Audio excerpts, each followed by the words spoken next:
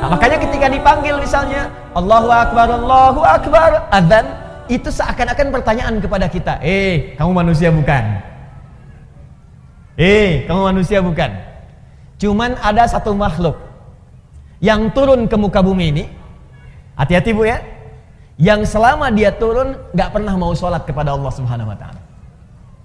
Jadi yang turun ke muka bumi ada dua jenis makhluk Bu, dua jenis makhluk, satu manusia, yang kedua setan.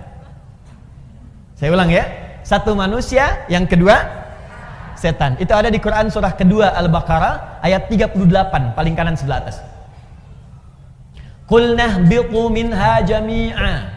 Hei kalian semua, Adam, Hawa plus iblis, setan yang menggodanya, turun semua ke bumi. Fa imma ya'tiyannakum minni huda, maka kalau ada petunjuk dariku, hudan itu artinya petunjuk. Hudan, petunjuk untuk sholat, petunjuk untuk zakat, petunjuk untuk puasa, petunjuk untuk bahagia, petunjuk untuk senang. Kata Allah, kalau ada petunjuk dariku, hudan namanya. Makanya ketika Allah menyebutkan kalimat hudan pertama dalam Al-Quran, dia bersanding dengan sholat. Buka Quran surah kedua Al-Baqarah ayat 2-3. Dzalikal kitabu la raiba fi hudan lil muttaqin. Apa makna hudan itu? Ayat 3-nya. Alladzina yu'minuna bil ghaib wa yuqimunas salat. Di antara penjelasan hudan itu detailnya adalah salat. Kata Allah, turun semua ke bumi. Kalau ada petunjuk dariku untuk kebahagiaan kamu, kalau ada petunjuk dariku untuk kenyamanan kamu, kalau ada petunjuk dariku untuk kesuksesan kamu hidup di dunia. Jadi Masya Allah, ini kalau kita tahu tentang konsep ini, maka tidak ada sedetik pun dalam hidup kita kecuali ingin syukur saja pada Allah. Jadi ketika Nabi Adam dan istrinya Hawa diturunkan dan melahirkan kita kemudian hari, itu Allah menginginkan kita hidup di dunia ini hidupnya senang Bu, bahagia. Ini gak pernah ada keterangan di Quran Allah menginginkan kamu susah, itu gak ada. Di semua makhluk yang tinggal di bumi yang namanya manusia itu, ketika dia terlahir kata Allah, saya ingin kamu bahagia, saya ingin kamu senang, nanti yang abadi nanti di akhirat. Tapi kamu dapatkan dulu percikannya saat di dunia, percikan kebahagiaan. Ayo, kalau berumah tangga bahagia, kalau bekerja bahagia, jadi anak bahagia, jadi istri bahagia, jadi ibu bahagia. Itu begitu pertama lahir, misinya misi kebahagiaan. Jadi kalau ada manusia yang tidak bahagia, yang salah bukan Allah, yang salah manusianya sendiri. Kenapa? Karena tidak mengikuti petunjuk kebahagiaan yang telah Allah tetapkan. Kan begitu Adam diturunkan, kata Allah, ini saya berikan petunjuk. Petunjuknya petunjuk bahagia. Kalau kamu ikuti petunjuk ini, hidupmu selama di dunia, jadi apapun engkau akan bahagia. Jadi dokter yang bahagia. Jadi ibu rumah tangga yang bahagia. Jadi pekerja yang bahagia. Jadi anak yang bahagia. Karena itu dalam Al-Quran, semua ada tuntunan tentang ibu, tentang anak, tentang istri, puncaknya kebahagiaan. Karena itu ketika Allah mintakan kita untuk ibadah pun, sholat, selain tadi diminta patuh sebagai hamba, diminta taat sebagai hamba, puncaknya hikmah yang kedua adalah kebahagiaan. Silahkan ibu cek dalam panggilan azan ketika diminta sholat, hayya 'alas sholat, ayo sholat. Apakah kalimat azan berhenti sampai di situ? Tidak. Teruskan setelah itu apa? Hayya 'alal falah. Falah itu artinya apa? Falah itu bahagia, falah itu sukses, falah itu beruntung. Jadi begitu kita dipanggil sholat, Allahu Akbar, kata Allah, yang merasa hamba, ayo sholat. Kalau nggak merasa hamba, ya nggak sholat.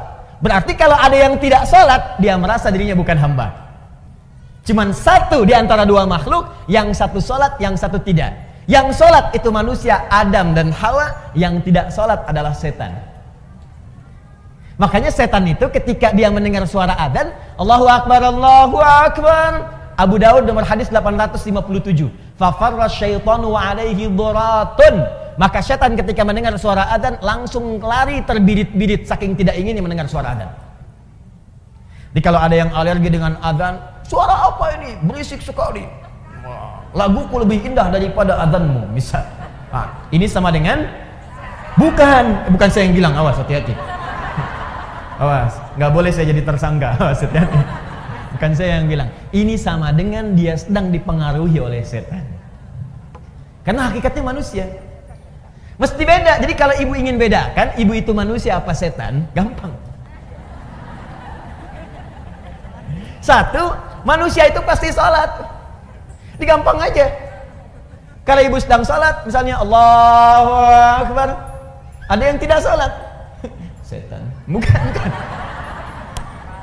Ini artinya dia tidak sedang sadar. Dia sedang tidak sadar dengan kehambaannya. Jelas sampai sini?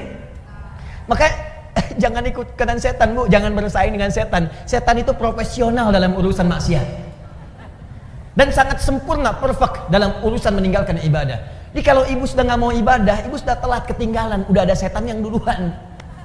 Dan jangan bersaing, ibu nggak akan menang. Nggak akan menang. Karena itu lebih baik kita menjadi manusia yang seutuhnya. Jelas? Hayya 'alal falah. Hikmah yang kedua, setiap ibadah melahirkan kebahagiaan. Makanya semua orang-orang yang ibadah itu pangkal pertama kebahagiaan itu ketenangan, Bu. Ketenangan. Mustahil orang bisa bahagia kalau tidak tenang. Ibu pilih mana ya? Kaya tapi gelisah atau miskin tapi tenang. Tidak ada pilihan ketiga, nggak usah maksa. Kaya tapi gelisah atau miskin tapi tenang. Ayo. Angger kaya tapi tenang. Kaya tapi tenang. Ya itulah ibu-ibu. Selalu ada pilihan yang ketiga. Mau ke majelis taklim, ikut pengajian, datang pada suami, wah bawa proposal tentang warna baju, kan? Satu merah, yang kedua biru. Masya Allah. Ayah, mana yang paling bagusnya, merah atau biru? Kayaknya biru deh, Ma. Kayaknya merah deh, ya. Nanya tapi udah punya pilihan. Ya. Masih mending kalau dipakai, begitu keluar kuning. Selalu ada pilihan yang ketiga. Gak apa-apa. Gak apa-apa. Nah, kebahagiaan itu pangkalnya ketenangan. Jadi mustahil ada orang bahagia kalau nggak tenang, itu mustahil. Karena itu hikmah ibadah, itu setiap kita menunaikan ibadah pasti ada ketenangan. Ibu kalau nggak percaya silakan. Ibu kalau sedang baca Quran tenang nggak?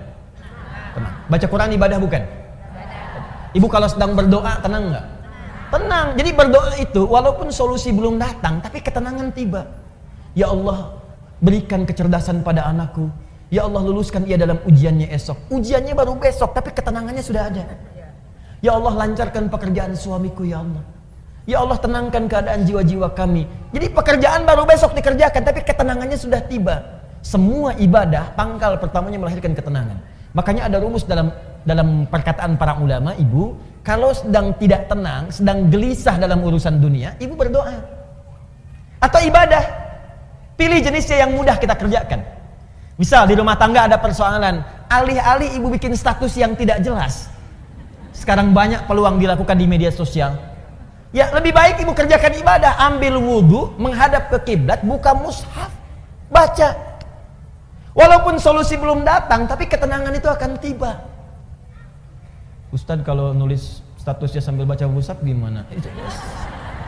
Sama aja salah tuh. Kamu tidak seperti yang aku kira. Nungguin komen gitu kan sampai maghrib. Baca Quran, doa, sholat. Ya, lakukan pekerjaan itu, ketenangan akan tiba. Nah itu yang dimaksud dengan hikmah.